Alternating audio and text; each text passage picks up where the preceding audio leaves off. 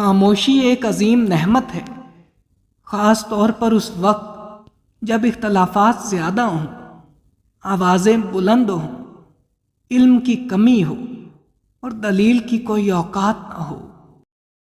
وقت، دولت اور رشتے یہ وہ چیزیں ہیں جو ہمیں مفت میں ملتی ہیں، مگر ان کی قیمت کا تب پتہ چلتا ہے جب یہ کہیں کھو جاتے ہیں۔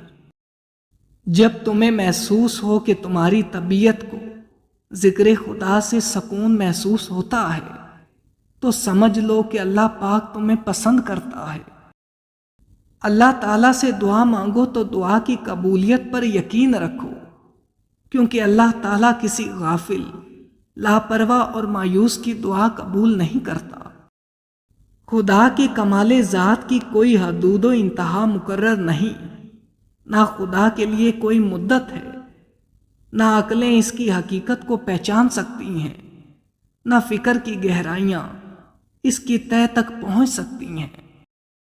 کوئی شخص آخرت کی عزت اور مرتبے کو تین چیزوں کے بغیر حاصل نہیں کر سکتا: اخلاص عمل، دنیا کی امیدوں کو چھوٹا کرنا، تقویٰ کو لازم پکڑنا۔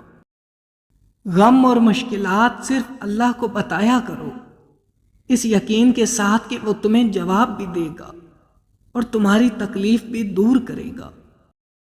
جب تمہیں لگے کہ تمہارا کوئی نہیں ہے تو آسمان کی طرف دیکھنا، وہاں وہ ہے جو ہمیشہ سے تمہارا تھا اور ہمیشہ تمہارا رہے گا۔ یہ دنیا بھی کتنی عجیب ہے، ایماندار کو بے وقوف، بے ایمان کو عقل مند اور بے حیا کو خوبصورت کہتی ہے۔ کسی نے پوچھا انسان برا کب بنتا ہے؟ فرمایا جب وہ اپنے آپ کو دوسروں سے بہتر سمجھنے لگے۔ جو تمہیں خوشی میں یاد آئے سمجھو تم اس سے محبت کرتے ہو، اور جو تمہیں غم میں یاد آئے تو سمجھو وہ تم سے محبت کرتا ہے۔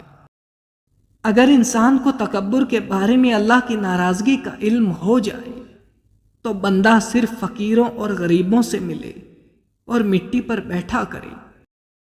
بہترین ہم سفر کی سب سے بڑی خاصیت یہ ہے کہ وہ آپ سے اختلافات اور ناراضگی کے باوجود بھی آپ کا خیال رکھنا اور فکر کرنا نہیں چھوڑتا۔ حضرت علی نے فرمایا، اگر کوئی محفل میں بے عزتی کرے تو تین کام ضرور کرو۔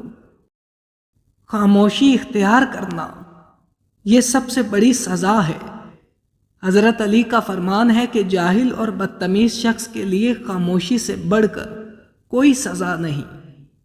آپ نے فرمایا، جب کوئی جاہل تم سے گفتگو کرے تو اس کا بہترین جواب خاموشی ہے، کیونکہ اگر تم نے اس کو جواب دیا تو تمہیں تکلیف ہوگی، اور اگر تم نے اسے چھوڑ دیا تو وہ حسرت میں ہی مر جائے گا۔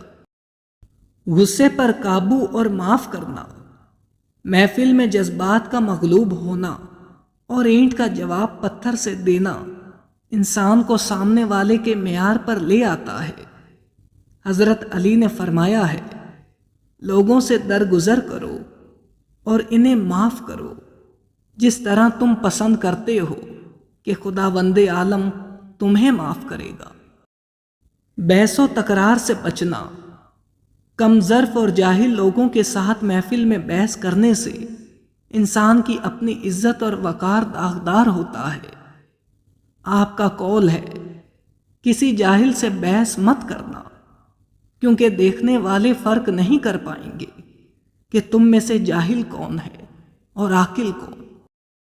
دل سے انسان نکلتے ہیں تو پتہ چلتا ہے کہ ان کی تو ضرورت ہی نہیں تھی۔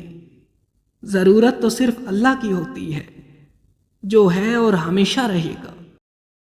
بہترین رشتہ وہ ہے جو آپ کے عیب جان کر بھی آپ سے تعلق ختم نہ کرے، اور بے شک یہ رشتہ آپ کا اللہ کے علاوہ کسی سے نہیں۔ دوستوں کے غم میں شامل ہوا کرو ہر حال میں، لیکن خوشیوں میں تب تک نہ جانا جب تک وہ خود نہ بلائیں۔